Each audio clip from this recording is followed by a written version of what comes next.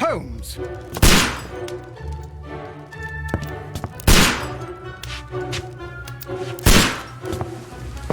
Holmes, will you stop that?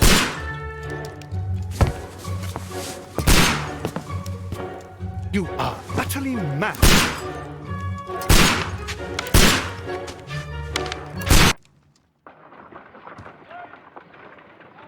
Stop, Holmes! Is that you, Watson? Yes, of course it is. And you almost killed me. Nonsense. I was aiming for the vases. Blindfolded? You... Watson, quiet, please. I'm trying to concentrate.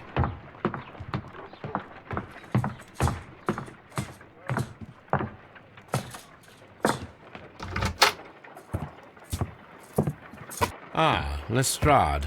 What is it this time? He can see me. Well, here it is, and it's a good one, Mr. Holmes. A gentleman by the name of Peter Carey, also known as Black Peter, has been murdered. A sailor, most probably. What happened here? Oh, Mr. Holmes, how could you? It's the only exercise I've had all week. A grateful client from Limoges sent me a vase collection this morning. I couldn't think of a better use for it. You're out of your mind. I missed 4 out of 10. Given you were blindfolded, that was very good. Can I have a try? Am I the only sane one here? I suppose that Watson is right, Inspector. A little brain work would be preferable now. Do please tell us more about Black Peter. Peter Carey, born in 1845 and 50 years old. An ambitious sort, he achieved much success in seal and whale hunting around Scandinavia. Retired in 1884 with a small fortune. He invested his money in a property called Woodman's Lee, near Forest Row in Sussex. It was where he lived for 6 years, and where he was found dead yesterday. Has the investigation already begun? Yes and no. In fact, this crime is so mysterious that I would prefer you to join me down there. Give me half an hour to prepare, Inspector. Take your time and join me there. I have to go through the yard first. The merry men struck again. What have they done this time? They robbed a powder reserve. I'll meet you at Woodman's Lee, Mr. Holmes. I should help Mrs. Hudson here. I also have several appointments that I must keep this afternoon. I shall go alone, then.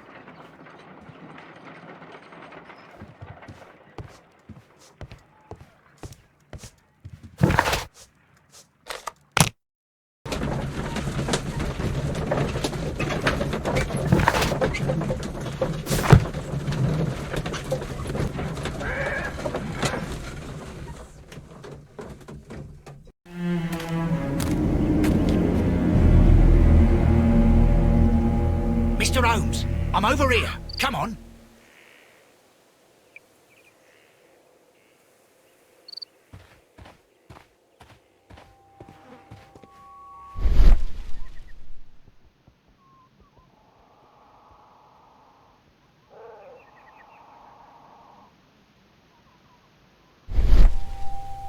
These footprints appear to be quite large.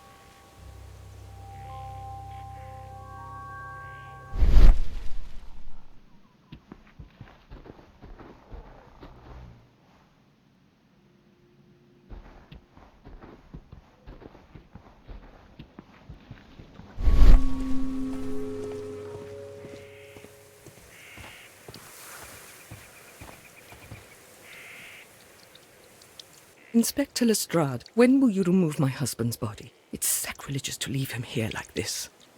As soon as we can, Mrs. Carey, I assure you. Allow me to introduce you to Mr. Sherlock Holmes. He's a detective. No doubt you've heard of him. I'll wait for you in front of the cabin, Mr. Holmes. My condolences, Mrs. Carey.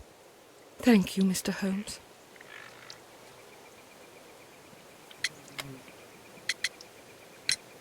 Madam, can you tell me if you saw or heard anything unusual upon the night of the murder? At 2 o'clock in the morning, I heard a terrible scream. But I thought nothing of it then. He would scream all the time when he was drunk. Do you remember at what time you found your husband's body? In the morning, at around 7 o'clock, I noticed the cabin door was open, but I didn't go in to take a look, for I knew my husband would not have liked it. At around 10 o'clock, I dared to glance in through the door and... oh dear.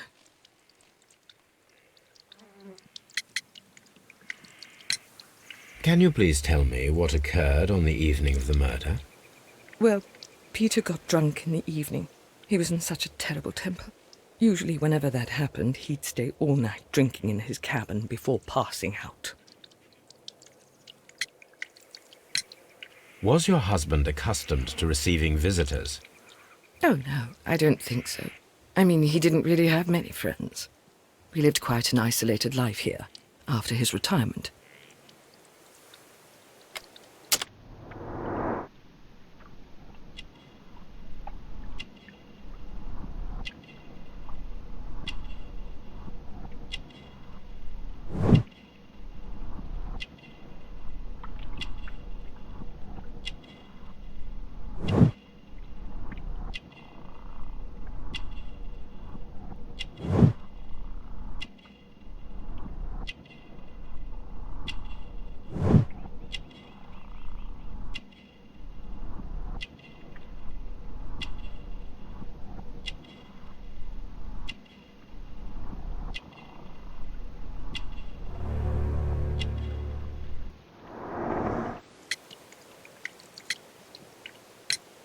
You have indeed suffered a great loss, Mrs. Carey.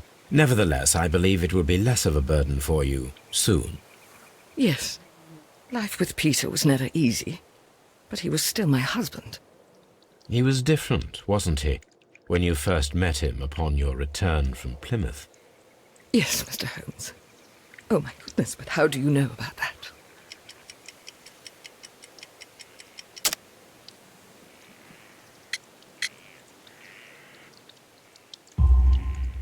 You undertook a pilgrimage to the Cathedral of Santiago de Compostela when you were young. That much is evident from the rosary in your hand. The shortest route for the pilgrim from England to Spain is from Plymouth. I believe that you met Peter Carey as a young sailor there, and you married him soon afterwards. That is indeed what happened, Mr. Holmes. How extraordinary. Thank you, madam.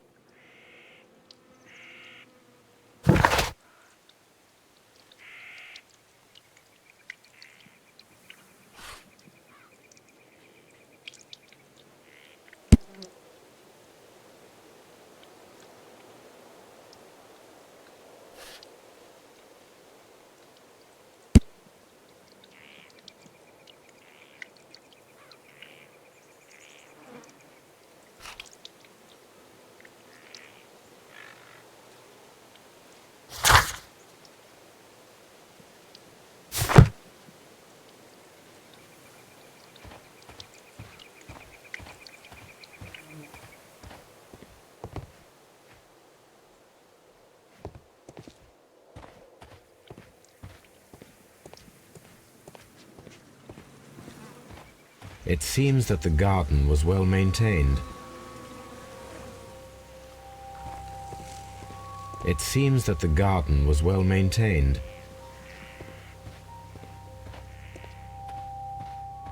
Peter Carey's body is inside the cabin. We took care not to touch anything.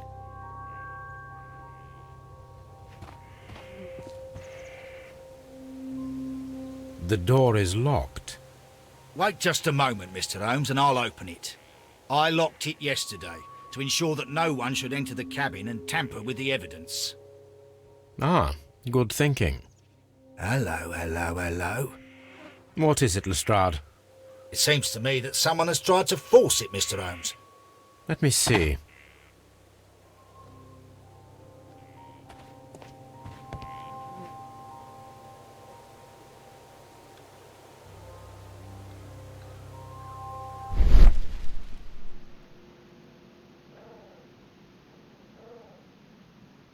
These scratches are fresh. You're right. Someone tried to force open the door. I swear these scratches were not here yesterday. Our mysterious visitor came here last night. Well, he's not the man for the job. This lock is not a difficult one. Perhaps he did not have the right tool.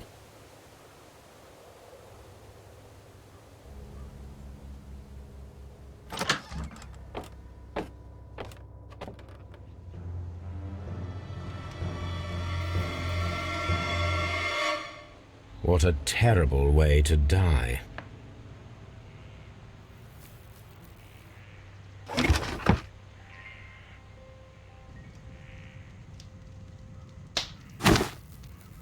Peter Carey's boots. They look to be a size 8.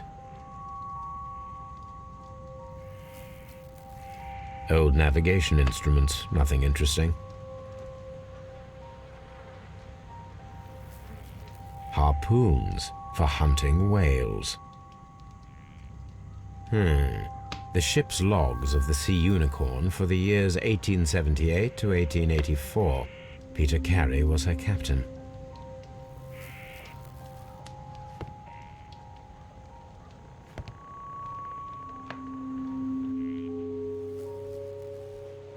The tooth of a sperm whale, probably from one of Peter Carey's catches.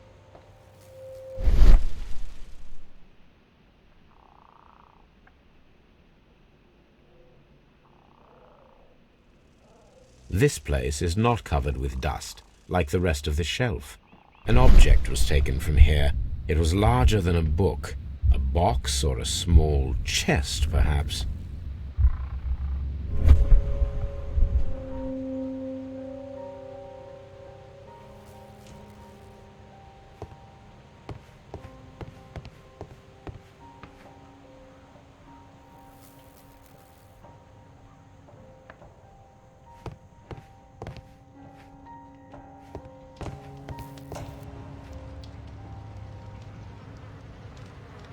Rum, a sailor's drink.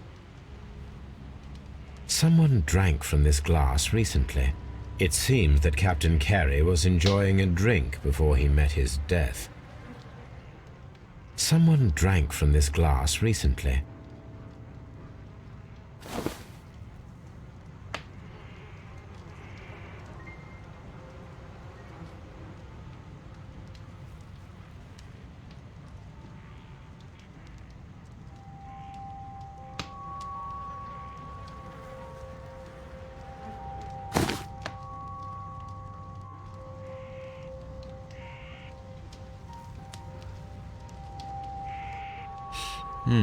This aroma is familiar, but to recognize it, I must construct my associations in one picture.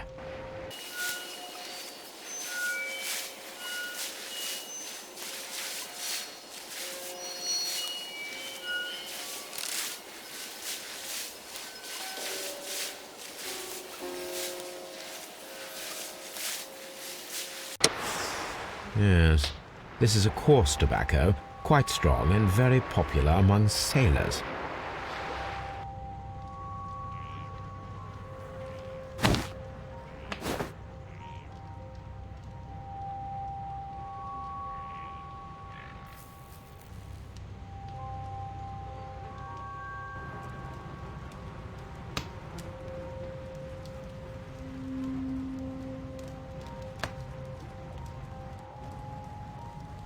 This man is in his 50s, yet he still looks quite strong.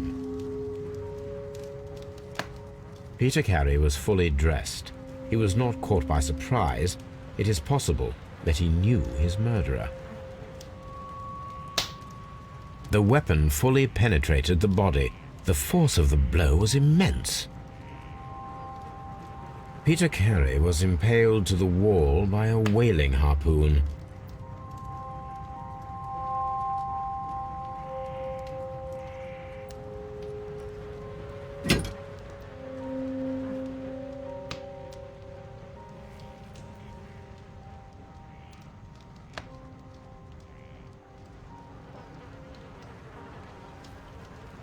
This wooden handle is plain and solid. This blood is from the pool underneath the dead body. Peter Carey tried to defend himself with this knife, but he did not succeed.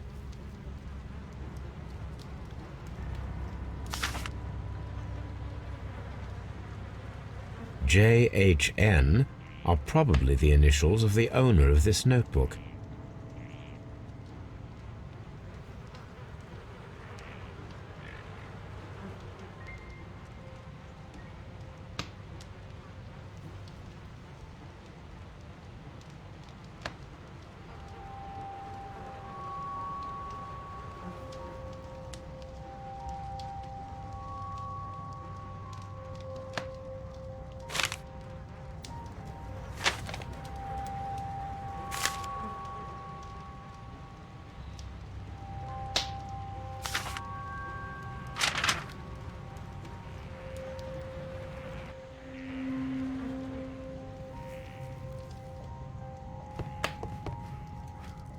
The Sea Unicorn.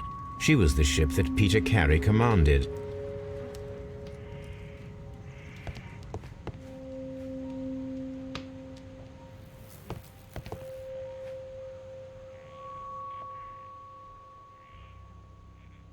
Dundee. Hammerfest. It's a whaling map.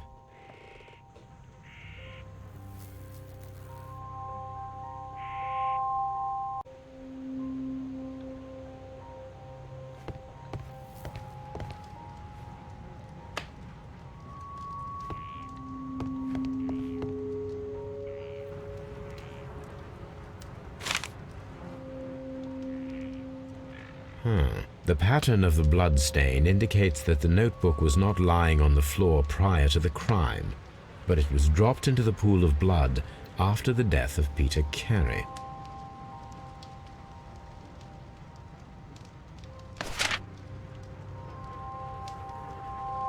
These abbreviations mean something, but what?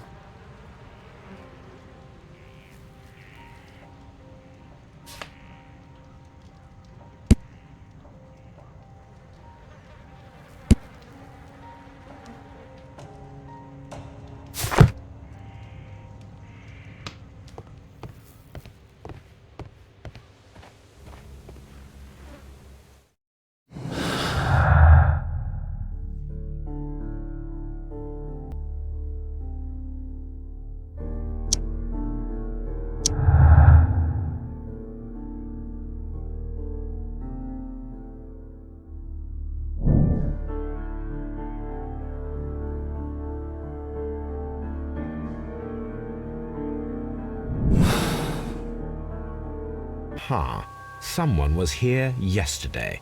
They attempted to force the door to gain entry.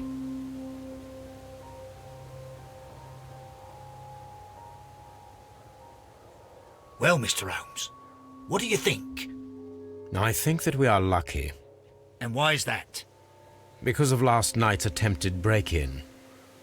Oh, you've lost me. It is very probable that whoever came here hoped to find the door open. They tried to force it with a knife blade, but they failed. What will they do? Why, return tonight, when they will be better prepared. Aha! So what do you propose? We shall remain on the outside, near the window, where we stand the best chance of catching sight of our visitor. Well, gentlemen, ready your pistols. We have a long night ahead of us.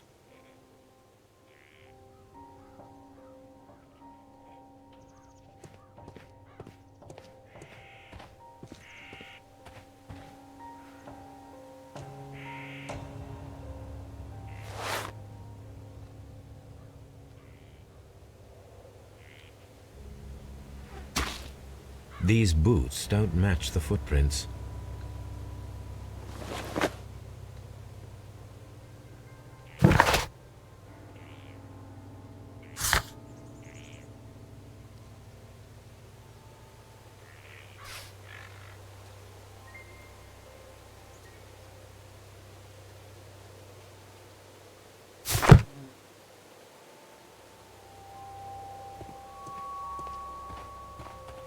We need to find a good place for an ambush. Perhaps behind Carey's cabin, near the window.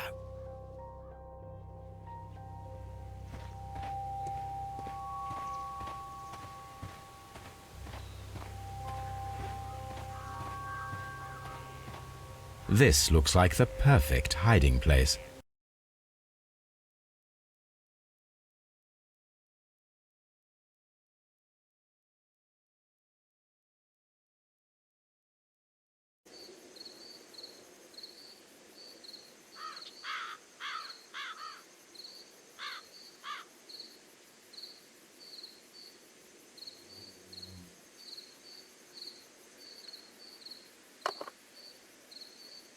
Shh! Did you hear that?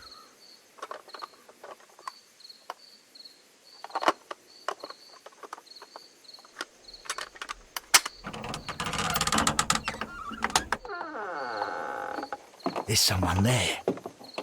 I'm gonna collar him. I'll be right behind you. Police! Hold it right there!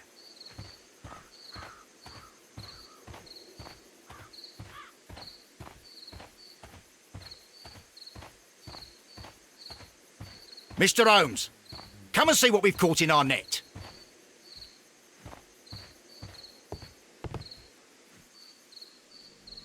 All right, my fine fellow. Who are you and what are you doing here?